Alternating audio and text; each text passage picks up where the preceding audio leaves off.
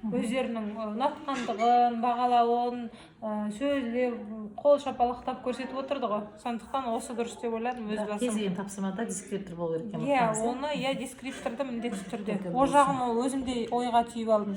Содан кейін бағанағы ситуациядан шықты деген мәселе ғой, апай. Бұл жерде де өзімнің тағы бір шикілігімді байқап қалдым.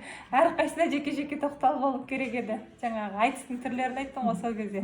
Менде неге қайталау болады? Менде нақты не болмаған кезде, сенімсіз болған кезде мен қайталап кеттім мүмкін. Әйтпесе мен қайталамаймын. Негізі қайталайсың да соны.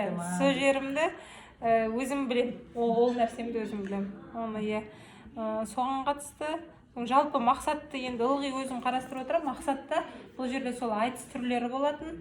Содан кейін соған жетті деп ойлаймын өзім. Айтыс түрлерін түсінді, айтыстың не екенін, қызығушылықтар оянды. Мен ең басты нәрсем сол баланың қызығушылығын оятып, сосын әр соңғы балаға дейін сол тақырыпты түсініп кетсе, меңгеріп кетсе.